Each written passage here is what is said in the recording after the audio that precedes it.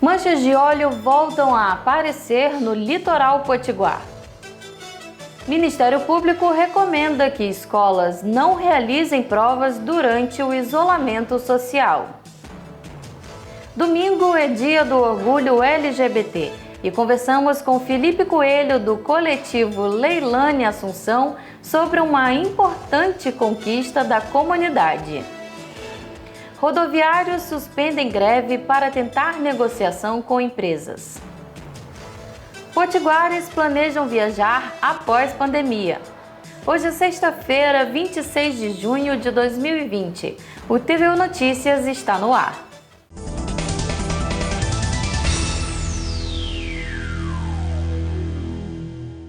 Até o começo da tarde, o Rio Grande do Norte registrou 1.131 casos do novo coronavírus e mais 31 mortes nas últimas 24 horas. O número total de infectados chegou a mais de 23.700 e o total de mortes, 889. A praia de Tabatinga voltou a registrar o aparecimento de resíduos de óleo. O Instituto do Desenvolvimento Sustentável e Meio Ambiente do Estado, o IDEMA, ainda não confirmou a origem.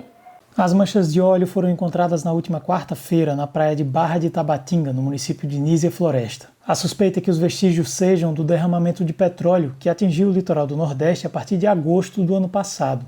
Não sabemos a origem desse óleo, não sabemos se isso é somente os vestígios que já estavam presos na praia, no assoalho do fundo marinho. Esse provavelmente sim, isso já era de certa forma esperado. Esse óleo ele pode sim aparecer em outras praias, nós ainda não sabemos, mas como Tabatinga foi uma das praias mais afetadas, onde tem algumas rochas em que esse material ficou preso em 2019, acreditamos que sejam devido às mudanças oceanográficas e atmosféricas que tenham promovido um revolvimento desse material que chegou novamente às praias. Para o diretor do IDEMA, ainda não há motivo para preocupação. Estamos ainda num nível de tranquilidade, não há nenhum alerta para a população, mas caso haja a necessidade, poderemos ter uma força-tarefa pronta para agir. E é muito importante que, se a população identificar em nosso litoral vestígios de óleo, entre em contato com os profissionais através do 185, tá? E essa mancha de óleo é importante que a população não toque, não se exponha em contato com a pele em relação a esse material. São riscos que podem ter tanto do ponto de vista de saúde pública, mas também os impactos ambientais que esse óleo, se não for recolhido, pode promover no meio ambiente. Ministério Público recomenda que escolas privadas de Natal não realizem provas durante o isolamento social.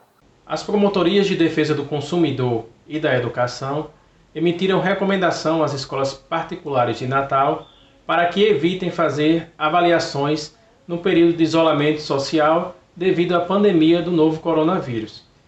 De acordo com o promotor de justiça, Sérgio Sena, no decreto estadual que regulamentou a suspensão das aulas, não há previsão de aplicação de provas durante o período de isolamento social. A razão disso foi de que a Instrução Normativa 01 do Conselho Estadual de Educação expressamente proibiu tais avaliações da forma online, mas tão somente presenciais quando do retorno das aulas. A mesma posição é do Ministério da Educação. A motivação disso é que, primeiro, não se tem um consenso sobre essas avaliações de forma online, se realmente podem ser permitidas. E, segundo, ainda que sejam permitidas, não se tem ainda a forma exata, como proceder, como é que vão ser essas avaliações. A recomendação foi encaminhada para o Sindicato das Escolas Privadas para que sejam tomadas as devidas providências.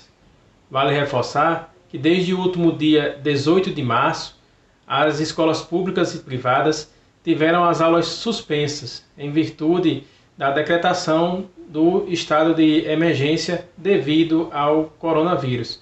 Porém, as escolas privadas continuam ofertando as aulas por meio digital. O decreto de suspensão de aulas vale até o próximo dia 6 de julho e na próxima semana deverá ser reavaliado pelo governo do estado. Júlio Rocha para o TVU Notícias.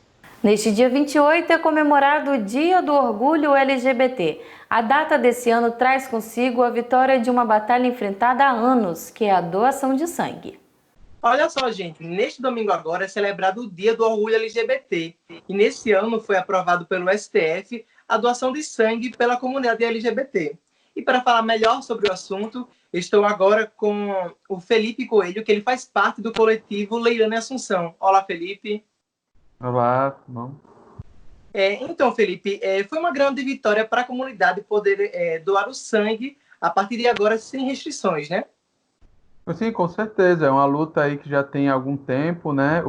Aqui no estado, inclusive, a gente já teve sinalizações importantes há um tempo, né? Com a entrada de um processo por um homem que foi doar e teve esse seu direito, né, barrado, que ele ganhou em primeira instância essa possibilidade de doação. Só que a gente já está aí há algum tempo lutando para que esse seja um direito extensivo a todas as pessoas LGBTs, né? E agora, com essa decisão da STF, eu acho que acaba sendo uma grande vitória de luta de muitos anos, né? Pelo combate à LGBTfobia institucional e tantos outros preconceitos que estão por aí. Certo. Mesmo com a decisão do STF, o Hemonorte só veio ser notificado recentemente sobre a questão da liberação, né? Está sendo planejado algum ato coletivo pelo coletivo Leilane Assunção para realizar uma doação de sangue, tendo em vista o estoque crítico do Hemonorte aqui no estado? Então, nós, há um ano atrás, mais ou menos em setembro, né, quando saiu essa primeira decisão aqui no estado, uma decisão judicial, né, a gente fez uma campanha na época para dar visibilidade à decisão, e foi quando, inclusive, nós tivemos a ação frustrada por esse impedimento institucional, né? Óbvio que na época a gente analisava que outros caminhos poderiam ter sido tomados, né? O Estado poderia ter protagonizado o combate à essa LGBTfobia institucionalizada, quando não aconteceu, né? Mas de lá para cá a gente tem acompanhado esse processo, e quando saiu a decisão, né, final da STF, e junto com a retificação da orientação da Anvisa, a gente vem conversando muito em como garantir a realização de uma nova campanha, né?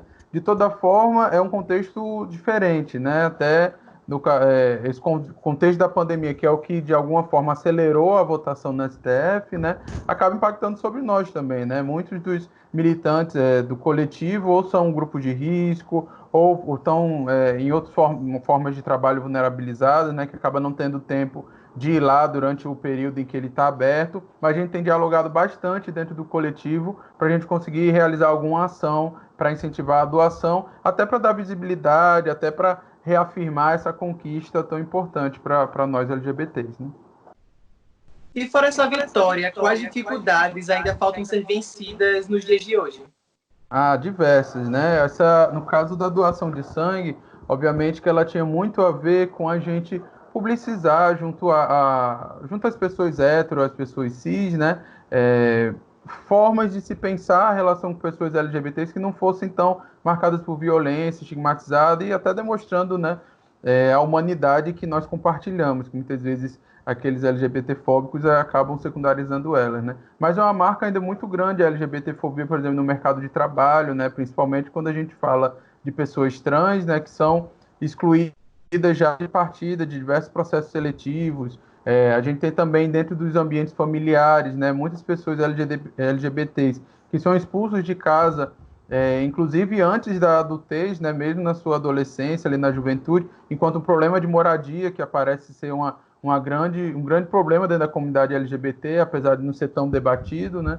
Diversos são aqueles que têm que viver ou de alguma solidariedade de amigos ou de algum outro parente, ou então, muitas vezes até tendo que parar em situação de rua, né? Então, também temos aí a questão de moradia. A atenção à saúde específica das pessoas LGBTs, né? Principalmente as mulheres lésbicas e bissexuais e também as transexuais, elas pontuam muito isso, né? De que muitas vezes os serviços de saúde eles acabam não acolhendo, não orientando e não produzindo muitas vezes atendimentos que contemplem as especificidades, as particularidades, né, da saúde dessa população. E a gente tem diversos outros, né? A LGBTfobia acaba sendo um dos pilares que até sustentam diversas formas de violência na nossa sociedade, né, e que precisam ser combatidas. Imagine, por exemplo, o acesso à segurança pública, né, em que muitas vezes registrar casos de LGBTfobia, de violências físicas, né, contra as pessoas LGBT se tornam muitas vezes inviabilizado. E só para também a gente não pode deixar de esquecer que acaba sendo o país ainda que mais mata, né, pessoas LGBTs. Então a gente tem um grande marco aí, triste marco, apesar de ser um país que a gente conseguiu avançar em alguns direitos, também é um país que a gente ainda enfrenta diversas vulnerabilizações para nossas vidas, né? Felipe, muito obrigado pela entrevista e pela disposição em conversar esse assunto com a gente, viu? Eu que agradeço o convite. Sindicato dos Transportadores e Trabalhadores Rodoviários suspendeu a greve de ônibus em Natal para tentar negociação com os empresários do setor e prefeitura.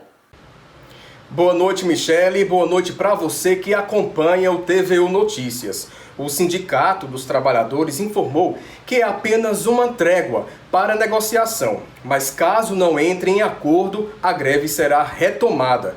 Os trabalhadores reivindicam o pagamento de benefícios, como planos de saúde e vale alimentação por parte das empresas de transporte público.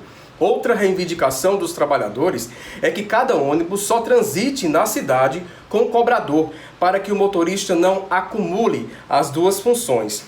Nessa semana, os empresários entraram com uma ação na justiça informando que o sindicato estava impedindo que os motoristas que não queriam aderir à greve saíssem da garagem de ônibus para circularem na cidade.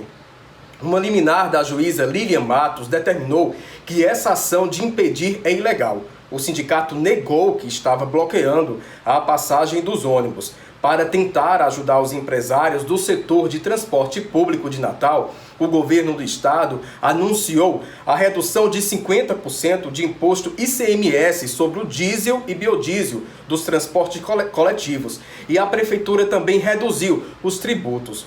De acordo com o sindicato, com essas ajudas, os trabalhadores esperam que os empresários atendam às reivindicações da categoria.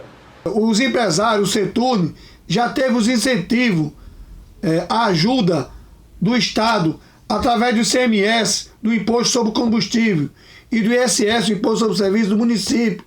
Tanto o Estado como o município já deram essa ajuda aos empresários, né? E os empresários, eles insistem em tirar dos trabalhadores o que o trabalhador tem, que é o plano de saúde e o vale alimentação. A gente não está pedindo aumento de salário. A gente está pedindo que ele devolva para a gente o nosso benefício que ele tirou. Ele tirou o nosso plano de saúde na hora que o trabalhador está mais precisando. Porque assim como os enfermeiros, o pessoal da saúde é vulnerável à doença, à pandemia, os rodoviários também são. Caixa Econômica anuncia crédito da terceira parcela do auxílio emergencial e presidente Bolsonaro promete novos pagamentos. O presidente da Caixa Econômica Federal, Pedro Guimarães, anunciou hoje o calendário de pagamentos da terceira parcela do auxílio emergencial, que começam a partir de amanhã, com exceção do público do Bolsa Família, que já recebeu antecipadamente.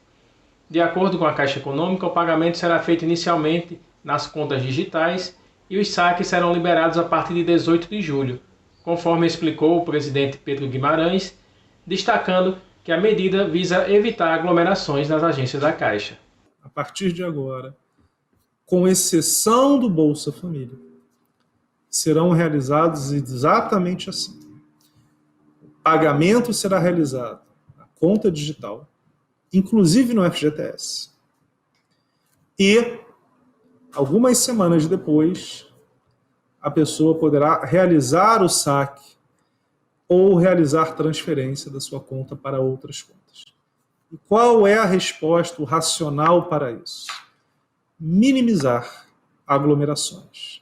Lembrando que nós temos o pagamento de 65 milhões de pessoas do auxílio emergencial por mês, mais 3 milhões e meio de pessoas do BEM, benefício de emprego, mais 60 milhões de pessoas do FGTS. O calendário de pagamentos foi dividido da seguinte forma. Neste sábado, 27 de junho, para os nascidos em janeiro e fevereiro. Na terça-feira, dia 30, os nascidos em março e abril. Na quarta-feira, dia 1º de julho, os nascidos em maio e junho. No dia 2, para os nascidos em julho e agosto. No dia 3, para os nascidos em setembro e outubro. E no dia 4, para os nascidos em novembro e dezembro. O presidente da Caixa não confirmou o pagamento de novas parcelas do auxílio emergencial, mas o presidente da República, Jair Bolsonaro, em uma live na noite de ontem, confirmou a intenção de mais 3 parcelas com pagamentos dos valores caindo gradativamente. Nós vamos... Não está definido, os números estão definidos ainda. Não estão definidos, mas o senhor já vai prorrogar por mais 2 meses, tá certo? Um auxílio emergencial que vai partir para uma adequação. Tá? Não é... Então serão, com toda certeza, R$ 1.200 em 3 parcelas. Basicamente deve ser dessa maneira, né? Deve ser, estamos estudando, R$ 500, R$ 400 e R$ 300 que vão para fazer, então, em 2 meses. É uma ideia muito boa, presidente, porque estávamos em 600, o auxílio. E à medida que a economia começa a se recuperar e começa a andar novamente, as pessoas então vão devagar se habituando, né? Era 600, cai para 500, 400, foi a sua ideia. Então, o senhor deu uma ideia espetacular. O pessoal do Bolsa Família, que ganha em média 200, quando passar para 500, está ganhando mais 1,5 Bolsa Família. Isso. Quando passar para 400, que vale a 2 Bolsa Família. Quando passar para 300, uma Bolsa Família e meia. Isso. Tá certo? Então essa que é a ideia e é exatamente atender os desassistidos. Agora a economia, a gente espera que volte a funcionar.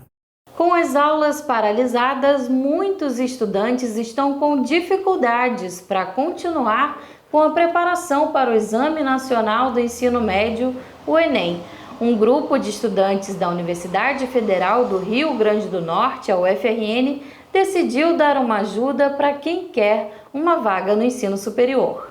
A proposta do projeto é oferecer suporte pedagógico nas áreas de redação e matemática aos estudantes das redes públicas de Natal e Parnamirim. A ideia surgiu em um grupo de alunos da UFRN e já conta com a participação de monitores até mesmo de outros estados. Eu me chamo Marcos, sou um dos organizadores do projeto Enem 2020, que é uma iniciativa que surgiu a partir de relatos de dificuldades enfrentadas por estudantes em razão da suspensão de aulas presenciais decorrente da pandemia de Covid. E nossa ideia, mais do que oferecer atendimento acadêmico, é conjugá-lo também com uma oferta emocional. É a partir de um atendimento de pessoas que já passaram também pelo exame ou que já passaram por situações similares, mostrar aos estudantes que sim, as dificuldades são enormes, mas que eles não estão sozinhos e que podem contar conosco para atingir o sonho de alcançar o ensino superior. O atendimento será feito de forma online e individual pelo WhatsApp. As inscrições para os monitores seguem até amanhã.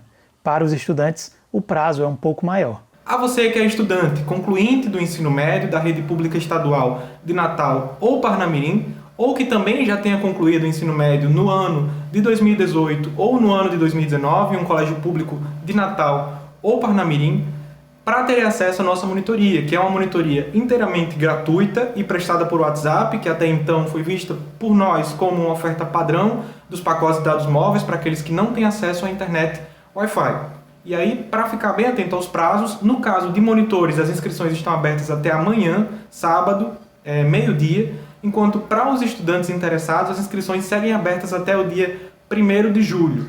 E aí, para mais informações, a gente sugere que consultem o nosso perfil do Instagram, projeto.enem.2020, e aí vocês vão ter acesso ao regulamento completo. Pesquisa aponta que quase 75% dos potiguares pretendem viajar após o período de pandemia. O Observatório do Turismo do Rio Grande do Norte, formado por universidades e entidades do setor, divulgou o resultado da pesquisa de intenção de viagem dos potiguares após o período da pandemia do Covid-19. E o resultado apontou que quase 75% dos norte-riograndenses pretendem fazer alguma viagem após o período de isolamento social. O coordenador do Observatur, professor Sidicley Allegrini, destacou quais devem ser os destinos procurados pelos viajantes após a pandemia. Desde 2017 estamos realizando uma série de pesquisas no contexto turístico. A última que lançamos foi a realizada entre os dias 26 de maio a 6 de junho de 2020, onde a mesma traçou a intenção de viagem dos turistas potiguares no pós-Covid-19. Com essa pesquisa, verificamos alguns dados importantes, tais como 74,8% dos turistas potiguares pretendem viajar no pós-Covid-19. Verificamos ainda que os destinos domésticos serão os mais procurados, com 28,9%. Porém, os destinos potiguares também terão uma grande procura, com 24,4%. Dos destinos potiguares mais procurados, nós verificamos que Pipa será o principal, com mais de 30%, seguido por São Miguel do Gostoso e Serra do São Bento. Verificamos ainda que a estada média será de 3 dias, com gastos que variam de R$1.000 a R$2.000. Para consultar a nossa pesquisa na íntegra, é só acessar o site www.tradeturístico.rn.fecomérciorn.com.br. Clique em Observatório, abrirá a nossa pesquisa, ou nos seguir através do Instagram, @observatur. Com a mudança de rotina causada pela pandemia, alguns costumes mais esquecidos estão sendo relembrados. No projeto Afetos Manuscritos, alunos da Rede Pública de Parnamirim escrevem cartas com poesias que serão destinadas aos moradores da cidade pelos Correios. Confira na matéria da repórter Cecília Costa. Quando foi a última vez que você recebeu uma carta em casa? Faz tempo, né? Em Parnamirim, esse costume está sendo resgatado. Como deixar as poesias escondidas? Esse não é o propósito. O propósito é espalhar. E principalmente agora que nós estamos precisando emocionalmente estarmos fortalecidos. E nada mais, nada menos do que a própria literatura, a poesia, para fazer isso. Aí eu pensei, né? Como o André também aqui, por que não resgatar as cartas, né? Devido ao isolamento social, uma alternativa de troca de carinho é por meio da escrita.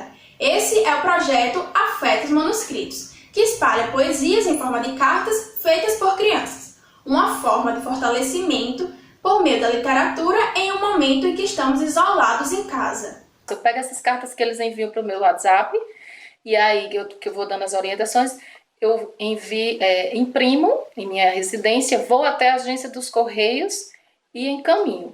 Então, nesse embalo já são 33 cartas enviadas. E aí esperamos que os efeitos e os afetos aconteçam e sejam prósperos. É esse o nosso desejo. E as crianças estão gostando de participar do projeto. Eu gostei bastante de fazer a cartinha, receber a cartinha. E o poema em forma de carta que eu fiz foi dos editores Pedro Madeira, Luciana Murraia. Eu gostei bastante. A aluna Lívia Sofia deixa um poema-carta para os enfermeiros. Eu vou trazer um poema de Elias José para os enfermeiros que estão cuidando da gente com muito carinho. Enfermeiro. Quando eu sentir dor, quero você por perto. Feito enfermeira, feito anjo da guarda. Amo vocês. Um beijo. Tchau. O TVU Notícias termina aqui. Enquanto durarem as medidas de isolamento social para prevenir a Covid-19, você pode conferir todo o conteúdo da TVU que está disponível no nosso canal no YouTube. Tenham uma boa noite e até segunda-feira.